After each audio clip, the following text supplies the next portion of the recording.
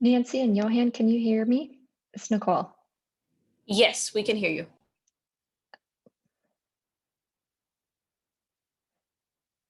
I'm going to quick start my video to make sure that you can see and hear me. You see and hear me real quick? Yeah, I can see you and I can hear you fine. Okay, perfect. Thank you both.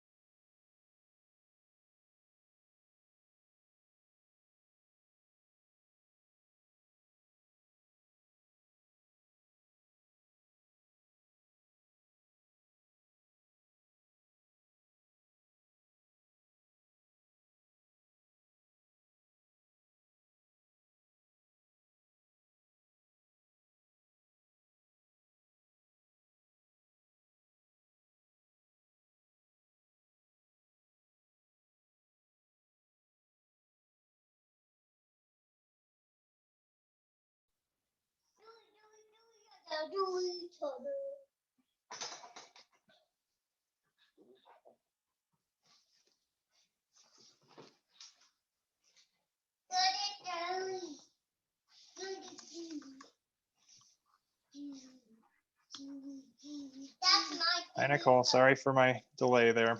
So. No, you're excellent. It's great. Okay. That's why Looks like we're. yeah. Looks like we got a few folks who joined already. So. Excellent. Oh. Hi, Annie. So.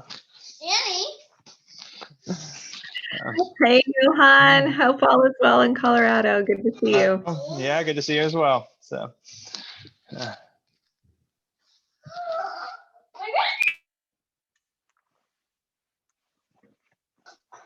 We're having toddler playtime over here, so you guys may hear a little bit of that as we jump in. So. This is the world we live in.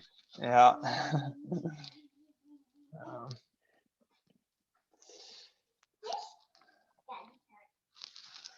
Cool. Well, maybe we'll give folks a few more minutes. I'm just seeing how many folks are on. Looks like, yeah, about 10 folks. All right, let's give folks another minute. Nicole, are you all right with that if we wait another minute and then we'll jump in?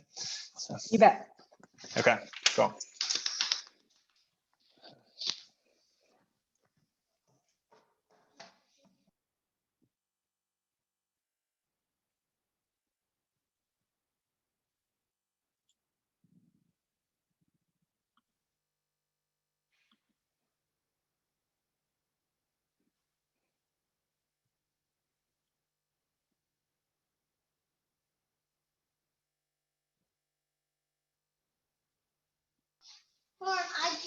All righty. Well, I think we'll get started. We do have a couple slides of intro too, so if more folks join us, we'll be able to welcome them in. So thank you guys for joining. Realized almost your last session of the week. So my name's Johann Liljengren. I'm at the Colorado Department of Education, and I'll joined by Nicole from Utah State, who will both do some introductions about our roles in just a second. You're in the continuous improvement support for alternative ed and alternative ed campuses is our focus. Just a sec, sweetie. Okay, just a second. So here's our agenda for the day.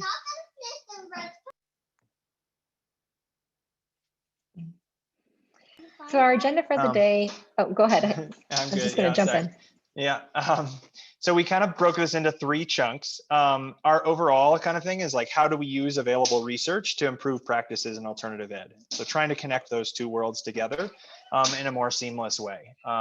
So we have 3 chunks of that. Nicole's going to start us off with kind of a bunch of the work that she's done in what's available. What do we actually know about from research in alternative ed, and help us frame some of that. I'm going to share a little bit from my end of what we've been working on in the state of Colorado, and how we've been trying to support leaders and staff at alternative ed campuses.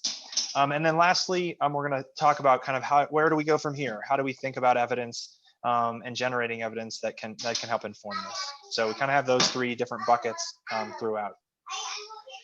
So to do intros, to start with, if you guys could just share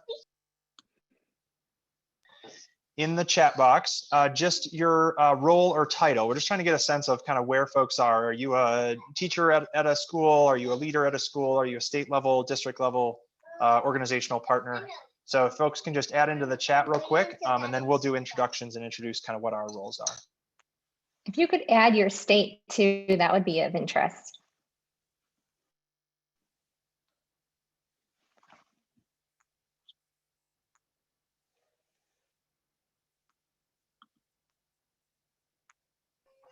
All right, cool. So we got a coordinator and director and teacher. Tony's got a number of roles there. What else? What other roles do folks have? Okay, nonprofit support partner for transfer schools. Cool. State agency, teaching staff, great. Principal, school leader. Cool.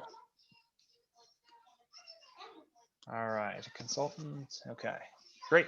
Okay, cool. We got a nice mix of folks. So, hi Judith. and service provider from Colorado. Cool. All right, great. So I'll do a quick intro on mine, and then Nicole, I'll pass it to you. My name's Johann Liljengren, as I mentioned earlier. I'm a turnaround program manager at the Colorado Department of Education, and I work in our school and district transformation office. So our office is responsible for a couple of things. Some of it we provide direct services to schools and districts, and that's what I'll talk about today. And we're also pretty heavily involved in our accountability system in helping schools and district navigate, especially as they reach the end of that accountability or farther along in it. And there are some directed actions that they have. We help them and work with them through that process. So, and I'll pass it to you, Nicole, to take it from here. Excellent. Oh, hey, I'm Nicole Pyle. I'm over at Utah State University and was a former high school teacher, special education high school teacher in San Diego for 8 years. And for the last 10 plus years, I've been in higher education, working with in partnerships with leaders at the high school level in support of students with disabilities and students without disabilities in comprehensive high schools, alternative schools, and really focusing on high school graduation. So we have, I'm going to see if I can drive. You're sharing your screen, Johann, so I think you're going to have to click forward. Okay, thank you. And so Johann just mentioned that we previously looked at some work in alternative ed, and in 2017 and 2019, we presented at RAPSA this work along with attended and presented on other topics the last 5 years. So several of you are familiar faces and names, so I'm looking forward to discussing and having time at the end to discuss this topic with you. And so let's first, before we can really understand the evidence of effective practices in alternative ed, we first need to understand the setting. We first need to understand what is alternative education, because the across states, we have defined alternative education differently. In fact, even the federal documents that have come out of the federal government have defined alternative education school differently than alternative school. So on our left, you can see that alternative education school, that phrase alternative ed school, was defined as really addressing the needs of students that typically cannot be in a regular school, providing non-traditional education, serving as an adjunct to a regular school, or falls outside of the categories of a regular special education or vocational school. Or vocational education. And that's important because most recently, the federal definition came out with from Hussar and Bailey that those first three are the definition. And then that last paragraph, although alternative ed falls outside the categories of regular special education and vocational education, they may provide similar services or curriculum. And that is very important because it's the idea that alternative schools, defined as alternative schools, fall outside. And that's really the operational definition that many of us are using in our states. Go ahead. And so Carver and Lewis 10 years ago defined and wanted to distinguish the difference between an alternative school versus an alternative program. And really prior to 2000, most of the literature on alternative education referred to alternative programs, alternative education programs, not schools. And so the distinction was important because alternative schools are usually housed in a separate facility where students are removed from regular schools, versus an alternative program are usually housed within regular schools. And often we're for folks who are part of this conference, we're looking at alternative accountability. We're looking at alternative accountability for settings with outside of the regular schools, right? So alternative schools versus alternative programs. Go ahead. And so some examples of these alternative schools and the characteristics of who attends these schools and are defined here. And so we want to think about the way that Hussar and Bailey described examples are alternative schools are serving students who are potentially at risk for dropping out. They may be residential treatment centers. They may be schools that serve students who have chronic absenteeism, and they may be schools that serve students with behavioral challenges. And the students who attend these sites was defined by Carver and Lewis as students who might have poor grades, have truancy, disruptive behavior, perhaps be pregnant, or have some type of permanent or temporary withdrawal from school. Go ahead. And so with a review of websites across the states and districts, Porowski and colleagues in 2014 put out a document that outlined how are states formally defining alternative ed, and what are their programs. And so what they found across 43 states and DC from surveying these websites is that the majority of alternative education campuses or alternative ed schools are serving students with behavioral problems. And the services and programs available in alternative ed is a regular academic instruction, counseling, social and life skills, job readiness, and behavioral services. And that is really important because that really gets at many of the types of ways that we can support students and intervene, which is going to be really the kind of latter half of what we're going to talk about. Go ahead. And so given that we understand really the setting and the who attends and the types of schools that we're referring to, we want to look at, well, what happens in these schools that we know can be categorized as an effective practice. And so most recently, Schwab and colleagues put out a systematic review that systematically looked at their available literature to date on what academic interventions are happening in alternative education settings. And those alternative education settings, of course, are serving a high need of students, but really, who are the students and what are the students' needs, and how many students are we referring to? Well, Laird and colleagues at the University of Minnesota suggested that we're talking well over 1 million students, and that was just referring to only 18 states that actually responded to their survey. So even though we have documents coming out from the federal government that we might have under 1 million, we know that really what we're talking about to date is far over 1 million of students in alternative education campuses.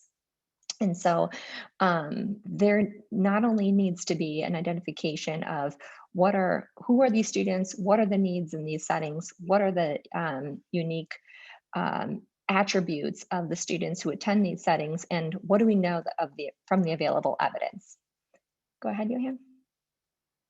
And so thankfully, the Schwab article, like I said, the systematic review was an update to previous work by Tobin, Sprague, and Nelson and colleagues that looked at in the 1990s what was an effective practice from the available literature, and found that these really the first 8 ended up being effective practices for alt ed. And that really was kind of a springboard for what we know could be translated into practice in alt ed.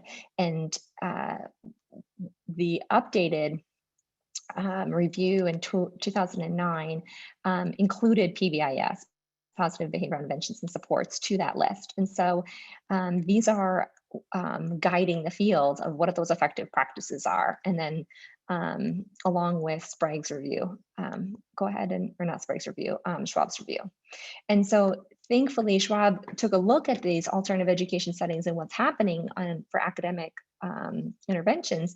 However, if we go back to the definition of looking at what are those settings that he reviewed the research in to suggest to the field, here's what the effective practices are for academic interventions, he actually collapsed alternative ed schools in the definition of special education schools. So and you remember a few slides back, we actually, from the feds, we actually looked at that as a distinction So he collapsed them, him and his colleagues collapsed that. So that's important for us to understand when we're looking at, well, what works with whom and under what conditions and what settings. And so nonetheless, it's still, the findings were really important for us to understand across alternative education schools and special education schools, that the majority of studies suggested that the time for which academic interventions occur in, or at least that have been researched and are published, are less than 1 month in duration. And there was not any reading studies to guide our field as to what the reading interventions might look like to improve academic interventions. And yet reading is so substantially important for improving outcomes in general and credit accrual and high school graduation. So I found that to be a real area of need for us to conduct research. And so one of the things that we've been doing ongoing by the last kind of 5-6 years attending this conference and talking with colleagues is trying to get a sense of these, defining these settings. What do we know about the academic interventions that are supporting students in these settings? And we narrowly defined in our systematic review, alternative education as looking specifically at alternative high schools within districts. And so we were only able to identify 9 studies in the last 40 years that have been conducted in alternative education, that have been conducted in alternative high schools. And again, very short duration studies. And we know that some of the research that we were able to find, at least we found 2 studies that focused on reading or reading fluency and improving reading lessons. Yet there was a wide variety of instructional practices that are happening. And that's important for us to understand when we're looking in the context of ESSA. And so, Johann, you can go ahead. And of course, many of you are familiar with the definition of ESSA, but just quickly, there's 4 levels of evidence for indicating what is considered evidence-based. And so that strong, moderate, promising evidence versus evidence building, which is where many of us may kind of live right now in alternative education. Go ahead. And so how specifically does the legislation define evidence-based? You might know the strong versus moderate versus promising evidence is defined by the study design. And so strong evidence requires that at least one well-designed, well-implemented experimental study with a randomized controlled trial, versus moderate evidence is requiring at least one well-designed, well-implemented quasi-experimental, and promising is a correlation study.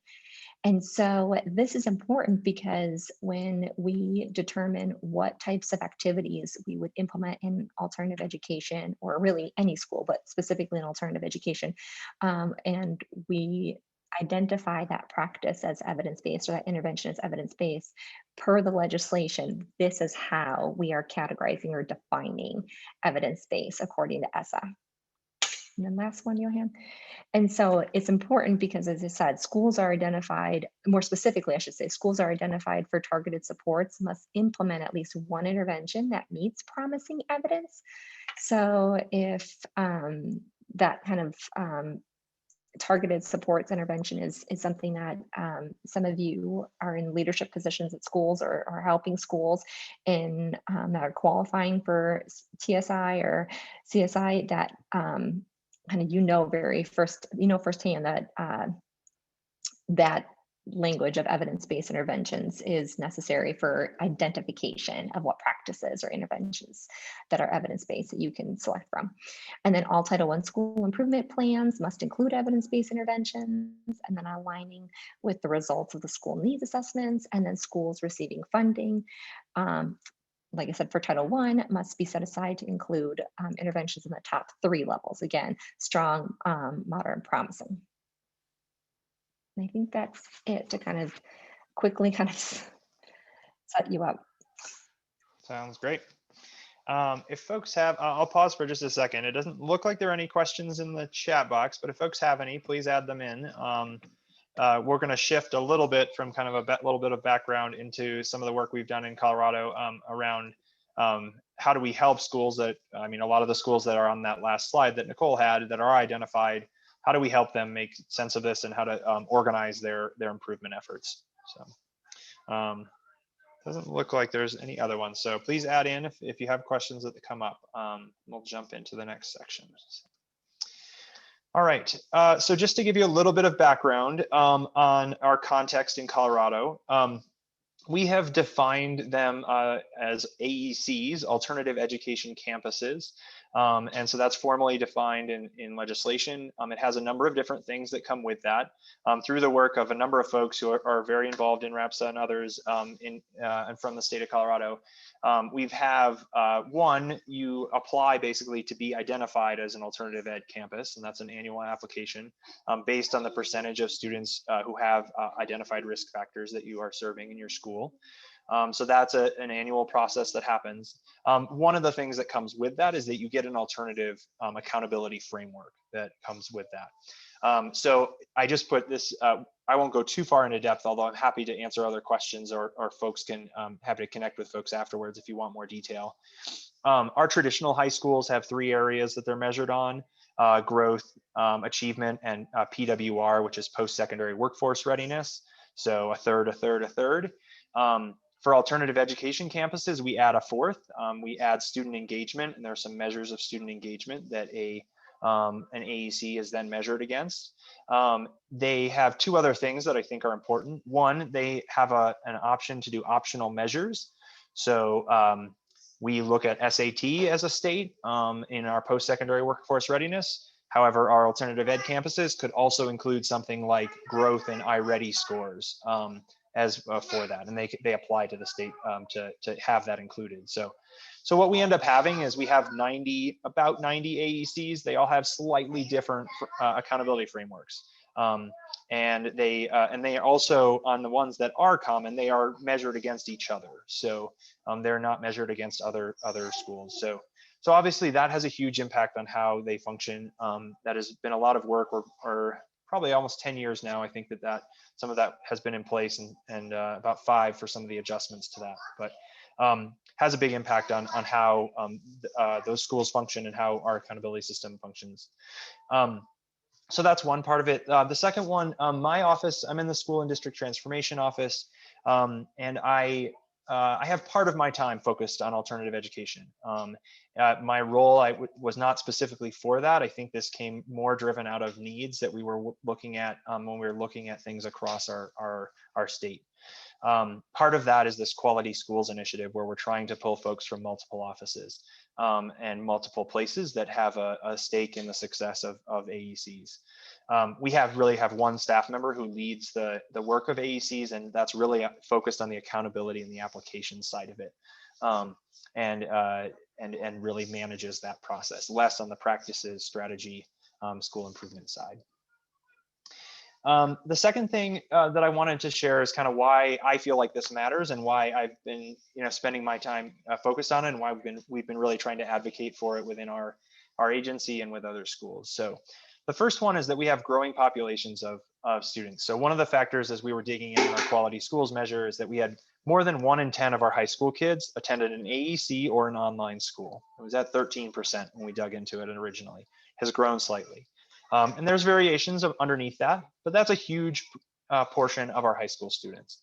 And we need to make sure that we're paying and focusing on that work. The second thing is that partially given that size of that group of students, and then the other side of it is that our alternative ed campuses have had higher percentages of students of color, higher students who qualify for free and reduced lunch.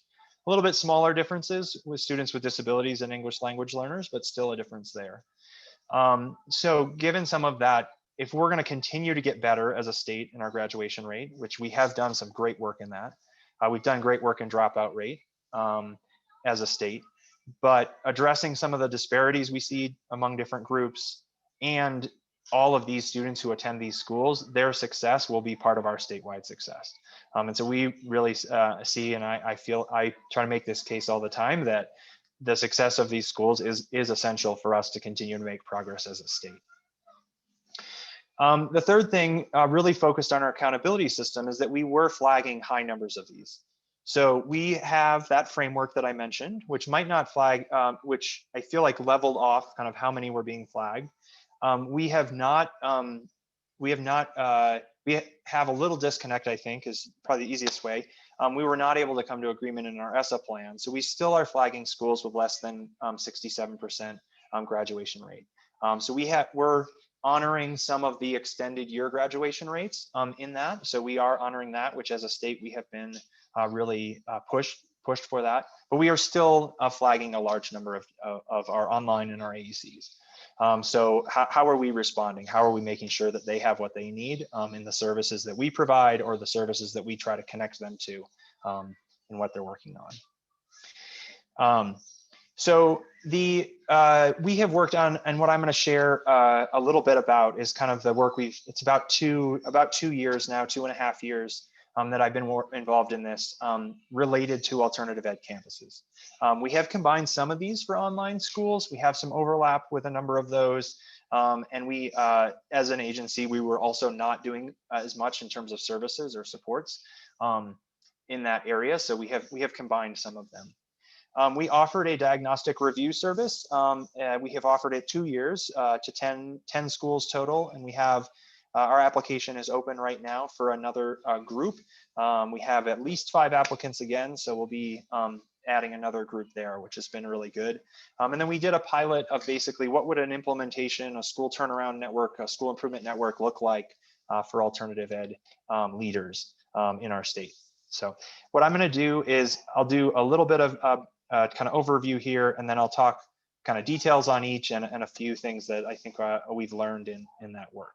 So to get us started, we tried to dig in similar to what Nicole was talking about. We're trying to figure out, like, what do we know about what's effective in alternative ed? What do we need to adapt from the tools that we use as a state that an AEC leader might pick up and it doesn't resonate with them or doesn't talk the language of what they're working on or facing every day? How do we make sure that there's a connection there?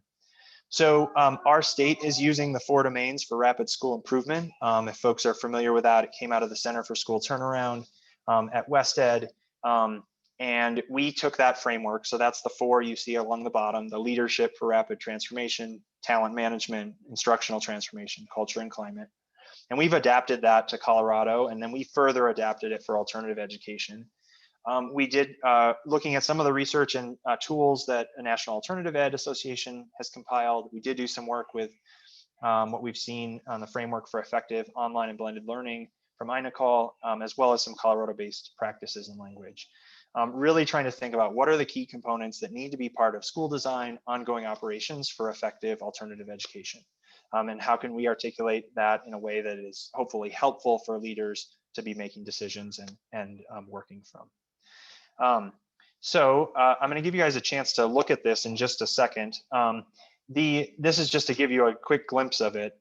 There's those 4 domains, and then under each of them, there are different categories and components, and we try to articulate what those different ones are. So I'm going to put into the chat box a file, and hopefully this will work and all the permissions are right for you guys to take a quick look at it. So if you want to click on that, I will leave this one up for a second, but just give you a minute. What resonates with you in there? And if you were thinking about your school or your state, what might you add to any of those components that you see there? So I'll give you a little bit to look at that. I'll give you a minute to start, and then we'll reconvene.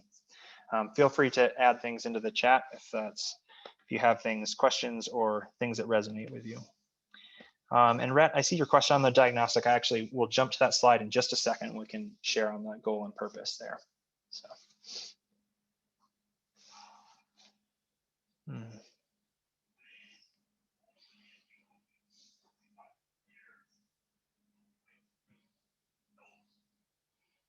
Looks like Tony. Oh, there we go. Okay. Sounds good. We might have delayed chat, it looks like here. So.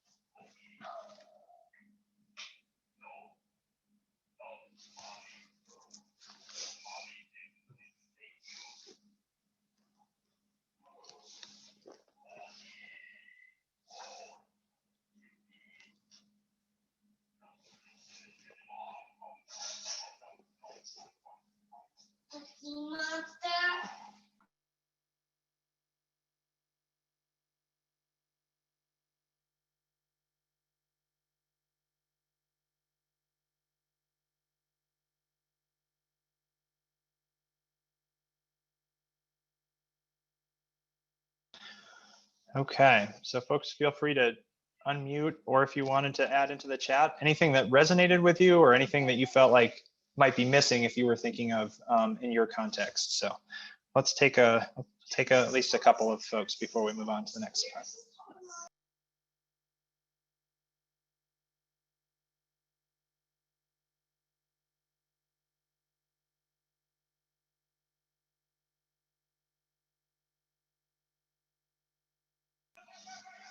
Cool. So Tim had one here around you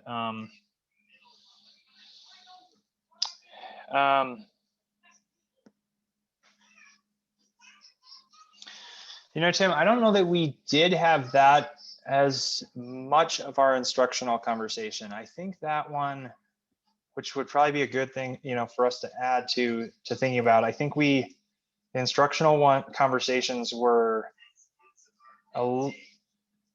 I think partially some on consistency, I think instructional consistency, or defining kind of instructional goals.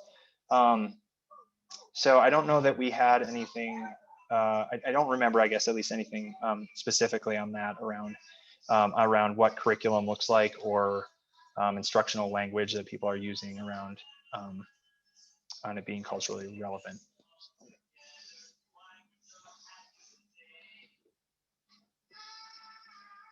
All right, got time for one more if anybody else wants to add.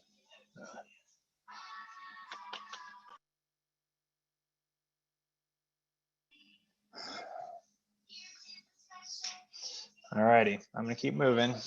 So we use this this framework for our for all of our work, and thinking about how we're doing this. So for the diagnostic review, and there was a question about kind of what the goal of this is. Our goal is that we could provide, as an outside person to the school, feedback and support in them helping focus their school improvement efforts. So it's not tied to accountability. It's not tied to those other pieces. It is a support directly back to them. So in order to do that, we did a couple of things that you'll see there. So we have them do some prep work before. So each of those components, they do like a self-assessment on where they feel like they are. We try to review and understand what they're working on and what their history has been from our end. And we do, usually it's a school, one full day school visit. We bring a team of 2 to 3 folks from our end. So some of that is CDE staff. So we pull from a number of different offices in our department, from our special education team, from our dropout prevention and re-engagement team, from some of our data analysis folks. So try to bring a wide range. And we have brought some principals on that too, which has been really cool. And we try to do interviews with as many folks as we can, leadership, staff, students, parents, and really understand what their experience has been at the school. And then we also do try to understand what learning looks like. And so whether that's through a remote setting, whether they're doing credit recovery, whether it's a more traditional formal classroom, we're trying to understand what learning looks like in that building. Coming out of that, we share back a formal report and then do some follow-up support with them, trying to identify what components do we see as like, these are really strong foundations that we think you guys can build on and help enable you to take the next step. We do the same thing with areas of growth.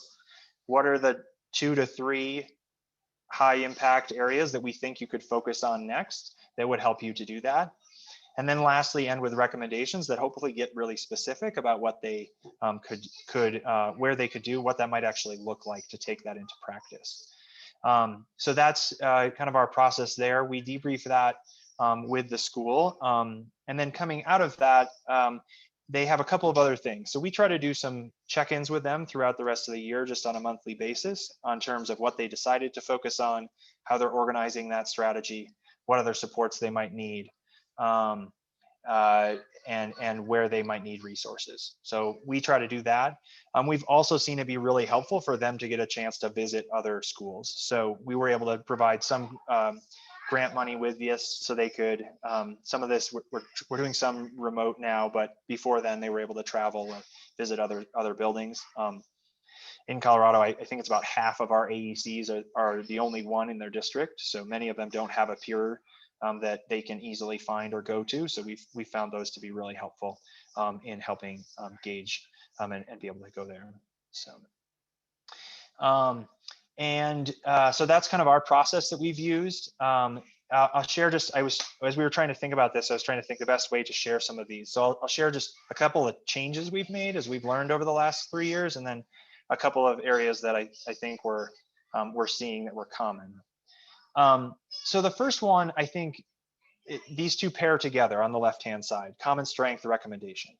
I mean, the really amazing thing is that we saw and met so many staff members who really understood how to meet kids where they were and make buildings a safe, welcoming, and opportunity for them to be ready to learn. And we saw that really pretty consistently across the schools. And so that was really cool to see. And that was a strength. In the first year, it was 4 of the 5. That was like one of our top 3. And so that was really cool to see.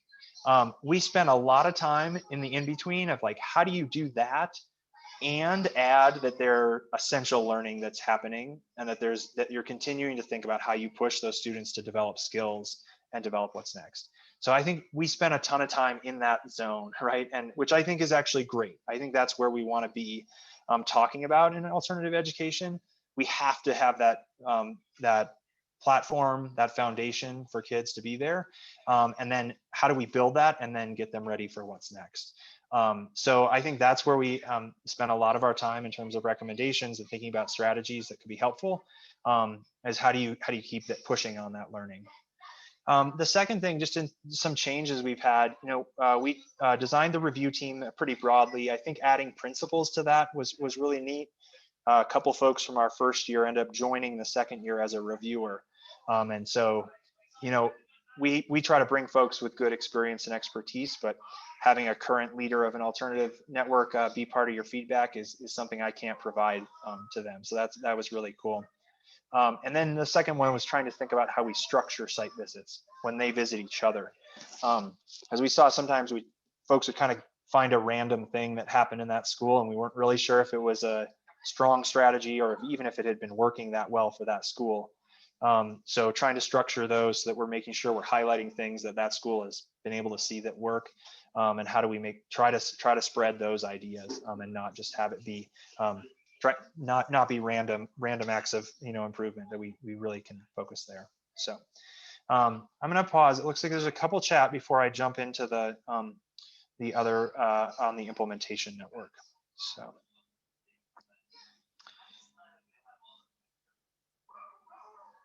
Okay, cool. So it looks like just a couple of comments, some around the, okay, cool, around the framework, and then one on the diagnostic. So, all right, great. So that's the diagnostic review.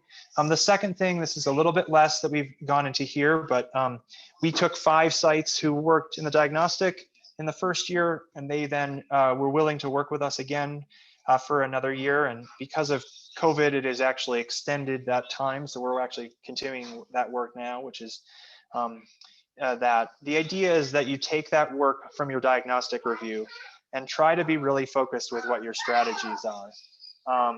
And so that is, there's so many things that leaders are having to face, and even more so now when we're asking folks to be public health experts as well as school leaders, and trying to help them focus on like, what's the strategy what's the one thing that you can hang on to that's going to cut across those. So it starts there, and then we try to build in a couple things that help them do that. So we have do targeted site visits. So you're trying to focus on so a school was trying to focus on redesigning some of their interventions when students had failed a course. We're going to try to find you another school to get to go to visit who's doing something similar or working on that. Try to build in training and planning opportunities. Some of those are common across all of them that we have folks work on. Some of them, they have some grant money, and they might be able to spend and pull someone in specific to that need. And that could also extend to the coaching support that's with that. And then we have 2 things across the bottom that cut across that. One is progress monitoring. We do so I do a quarterly check-in with each of these sites where we built a tool basically to use that helps us do a reflection on where they're going with that strategy and how they're making adjustments and moving forward. So that's a quarterly, we have a tool for that. We do, some of that is my time or another colleague's time. And then some of that is convenings where we're trying to pull them together.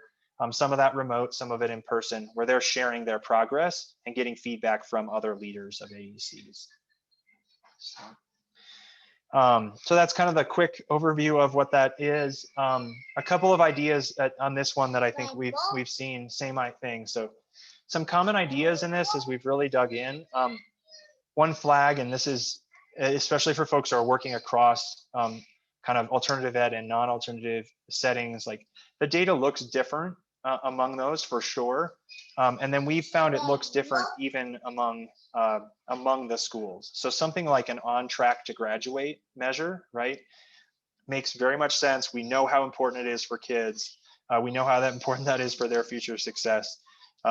If you are serving largely 11th and 12th graders in an alternative setting who are by definition behind, an on track measure that looks the same as a high school is not helpful. And even within them, we've seen differences. So some of them have an on track to your plan. Basically, you create a plan when you come in.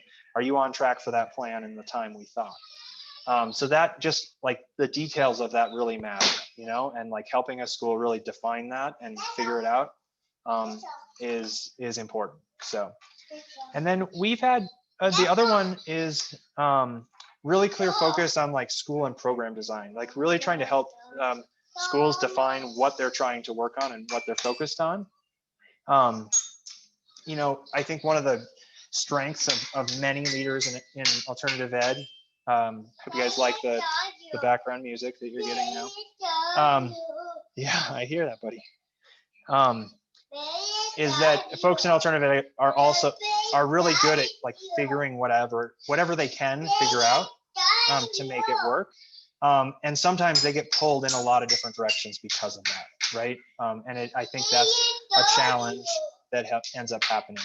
So, and then the last ones, I'll just share a couple of things that we're trying to think about is, are there common trainings or core ideas that we would focus on as a network? We've let it be driven by their strategies more, but we're trying to think of like, are there common ones that would be helpful?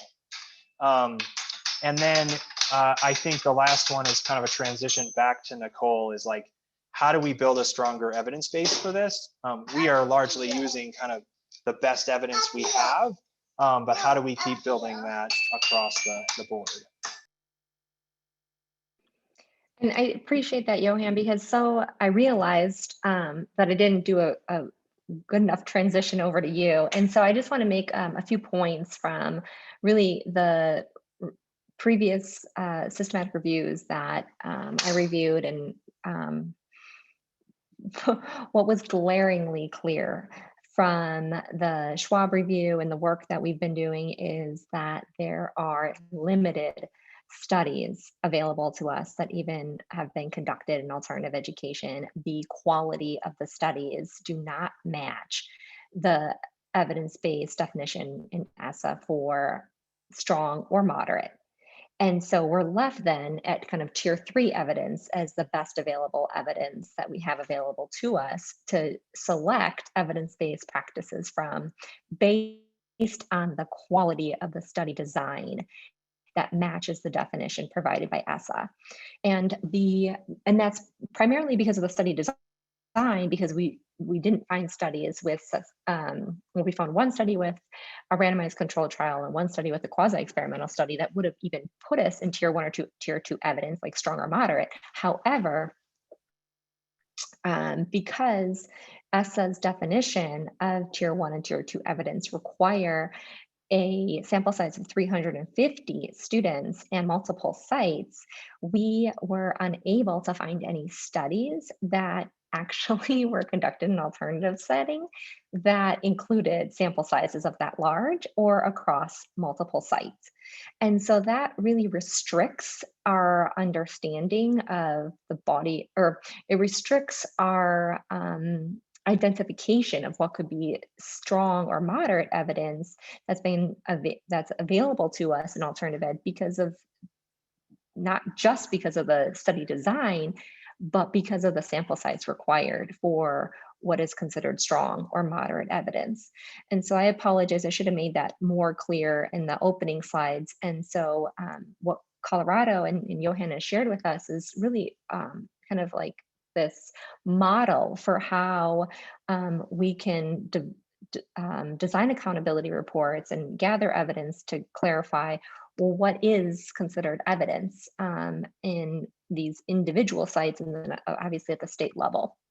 And so if we consider how Colorado's model is being used, we can then hopefully use elements that work that we want to transfer and adapt into our own states and our own alternative campuses that can begin to inform what those accountability measures might be.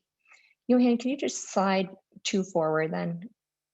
We just have a transition slide there, thank you. And then, so what we wanted to do was use our remaining time together to identify what we might consider as immediate steps, short-term steps or long-term steps to produce outcomes, right? To get at what are the goals that we might have at our individual sites or in our roles to help increase the evidence that ultimately improves practice in alternative ed.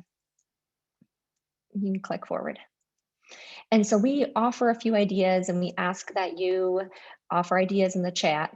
One of the things that we've been thinking about with respect to how Colorado has designed their model is that immediately folks in leadership positions might be able to identify those practices, just as Johann was saying on the previous 2 slides, like identify what is the best available evidence to be able to inform decision making.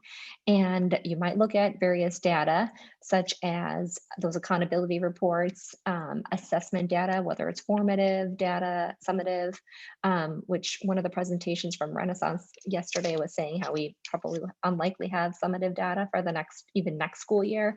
Look at diagnostic data, as Johann was saying, but also conduct even like school-based research, like case studies, to start to find out what's working in science class, what's working in an English language arts class, what's working across, all students who enroll in our site.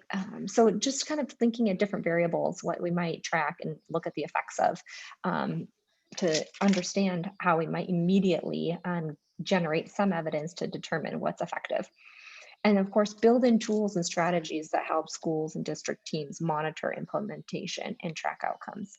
And I apologize, Johann, I know you wanted to say something. Yeah, no, that's great. Let me add just one more thing to what Nicole mentioned. I mean, I think for the first one, I think what we've seen is like, right, we don't have the evidence there in alternative ed in many cases, right? We do have some, but there is some in high school, in research in more traditional high schools. And I think there are things we can learn from that, and I think can help us make really good informed decisions about what could work, even if we're not quite to where we want to be. I feel like that's kind of been our approach, is how do we definitely want to get there, but how do we take what we have and move there?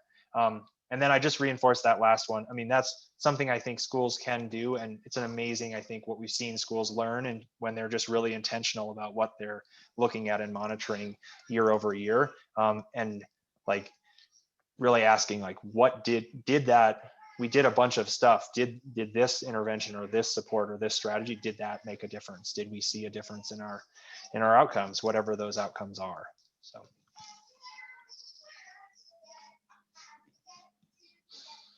And so kind of distinguishing between what we might identify as a long-term goal versus a short-term goal, we wanted to propose this idea of, because long-term, it will take us quite a bit of time to be able to generate the evidence that will qualify as meeting the definitions of evidence-based per ESSA. So we definitely see that as a long-term goal, although we need evidence immediately for some of us to be able to identify, well, what is considered evidence-based, or even if it's promising. And so we started to think that short-term, we could we could contribute to the practice-based evidence, but at the same time, we have to ensure that we're conducting research, and that really kind of is threaded throughout, whether it's immediately short-term or long-term. We have to be able to partner with researchers and have the expertise to be able to implement an intervention, to understand its effects, and then be able to measure it.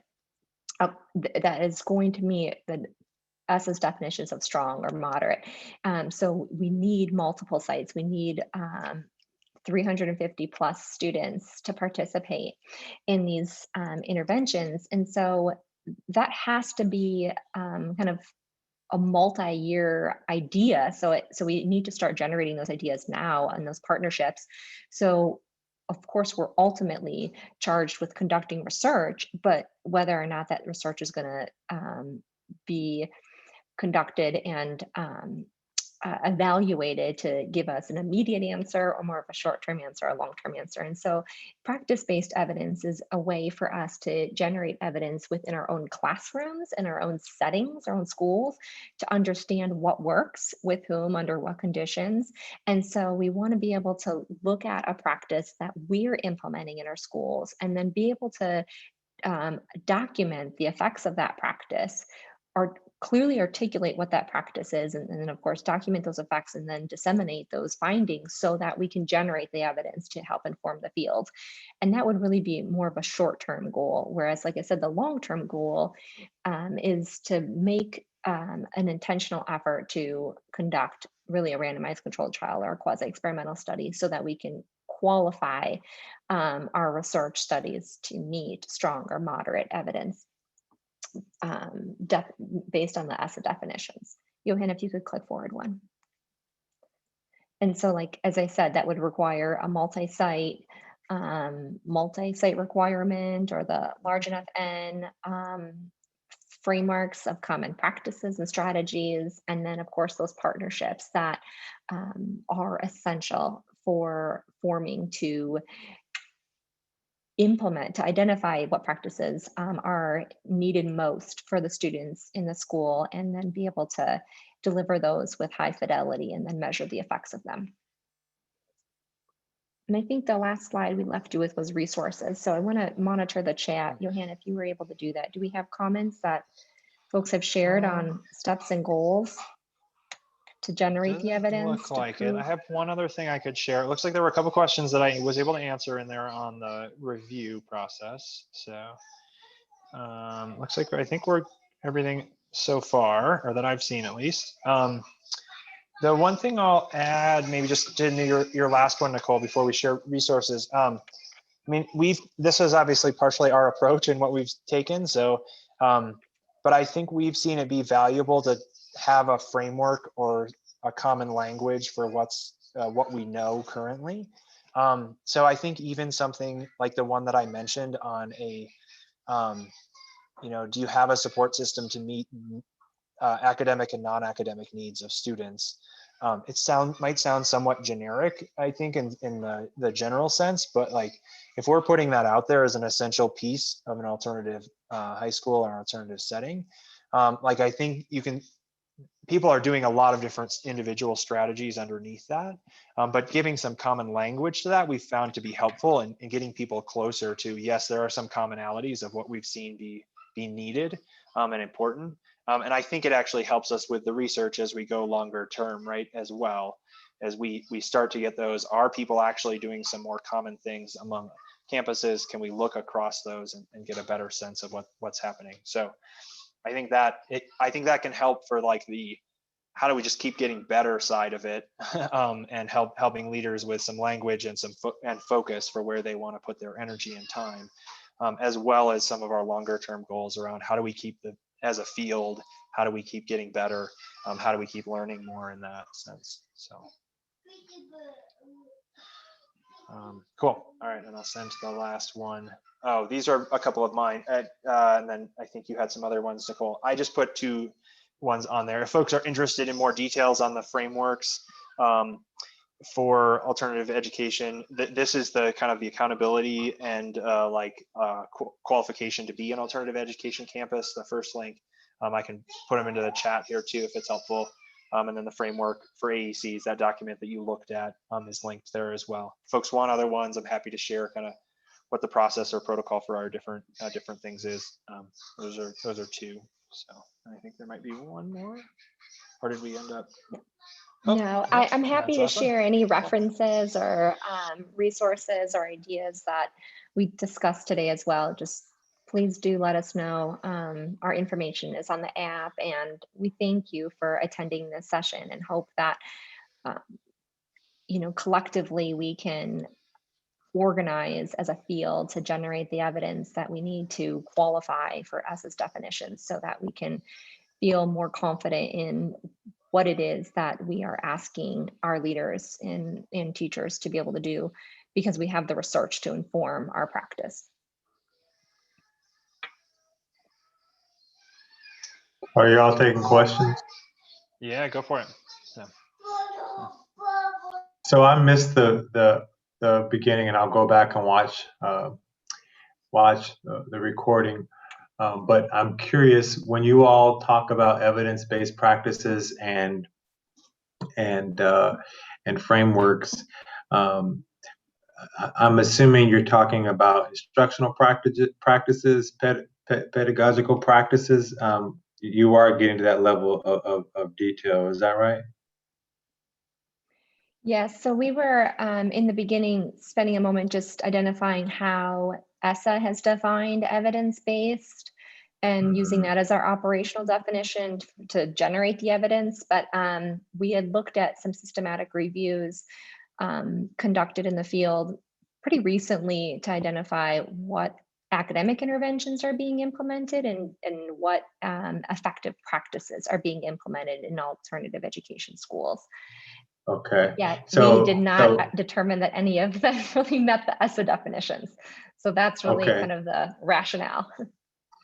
Gotcha. So what I'm wondering about is, is good teaching still fundamental to high achievement inside of alternative schools? I mean, so I have a lot of experience in traditional comprehensive high schools, and where we've put a lot of focus on being really clear about what good teaching looks like, and teaching that is rigorous and relevant, and helps students make connections to the content, and relationships are foundational, and we talk about equitable practices, and students know where they are relative to the standard and what they're trying to accomplish, and so those things are still good. That when we talk about evidence-based practices, and I'm new to this alternative education space in this leadership role, and so I'm of the mindset that we should be really clear about what good teaching and learning looks like for the students that we serve. Is that consistent with the thinking that you all are putting forward, or not? I can share a little bit from my end, and Nicole, if you want to add kind of what you've seen there. So I mean, I think generally, yes. I think that yes, we're like those. There are some commonalities there, and so if you're right, if you're the common things that we've seen be consistent and effective in comprehensive high schools, right? Many of them may translate. I guess the one thing that I would say that we've seen, and just as we've dug in with a bunch of schools, is that the instructional model is often has different components or is different. So, we do see some kind of traditional classrooms, I guess, like a traditional instructional classroom. I guess we see a lot of non-traditional or small group instruction or individual tutoring support. So I think I guess to me that would be a big difference. And so like the school, like I'm thinking of one school that worked on kind of defining theirs. They had a real range, and the struggle they had was like, we almost had to define it, was like, we offer some traditional classes. Should it look like in there? We offer some small group work. We offer some completely individual work. What are instructional practices that fit in those different places, and trying to delineate those. So I think that would be the one that I think where you might have. Otherwise, I think you could probably see a number of things where they match or fit. So. Yeah. So and so thank you for that. And so what I'm thinking is that we should be able to define what good instruction looks like in our system, right? So, because I do understand that, yes, this is not a traditional classroom environment. Our schools typically are not. They're for one thing, the majority of our students are reading and writing, 3, 4, 5 grade levels behind behind. So they need a lot more intervention, a lot more a different type of instruction. But we should be able to define what good instruction looks like in our system. As you all said at one point, what are the behavioral supports that need to be in place, and what are the instructional supports that need to be in place, and being clear about what those things are. And so, and those would be evidence-based practices. Is that fair to say? No, not necessarily per the ESSA definition. So that's why we need to look at some of the distinctions between like what's identified as effective practices versus evidence-based practices. And so I'd shared in the beginning just a little bit about kind of historically some of those definitions and the research that's specifically been done in alternative education. And Tobin and Sprague's and Nelson and colleagues have really one of the first studies that put out the effective practices, and they've identified 9 different practices that are effective for alternative education. And since then, different research teams have looked at evidence of those practices being implemented. So for example, Andrea Flower and colleagues looked at those 9 practices and applied them to the research that's available in alternative education, and found, again, just like we found the Schwab article and what we found in our own work, is that there's very few studies of low quality that are available for us in alternative education to identify evidence-based. So that's the whole, and that's really, I'm looking at one of the comments in the chat of like, I mean, the alternative to not conducting research is that we aren't generating the evidence to help inform us of what is determined to be evidence-based per ESSA. And if ESSA is requiring us to identify evidence-based practices, if we're in school improvement, then it's really cyclical. So we want to be able to be at the forefront of those conversations and those research designs and studies. Oh, good. So thank you for that. And I think what I should perhaps do is connect with you all offline and then go watch the video. And then I would love to see the research that you're referencing, because that would be tremendously helpful for me to build my knowledge and understanding of this alternative education space and the ESSA pieces and how they fit together. Thank you, Tim. Great. All right. Well, looks like we're a little, I don't know if we have a minute, Nicole, to answer Tim's question. I know we're a few minutes over and people are probably getting into the other one there. I think that's probably more to you, Nicole, than on that one. Yeah, I tried to answer it in my response to Terrence too. So I don't know, Tim, if you wanted to follow up, but I'm happy to talk offline as well. Yeah, let's talk offline. My chat is disabled. So nothing's coming through in the chat. So. Okay, cool. All righty. That was to you, Tim. Okay, perfect. How should I get in contact with you all? Just email you or something? Sure. Yep, it's through the app. Yep, I have everything in there. Okay. All right. Thank you guys very much for joining, and have a good rest of your afternoon. Excellent. Thank you all.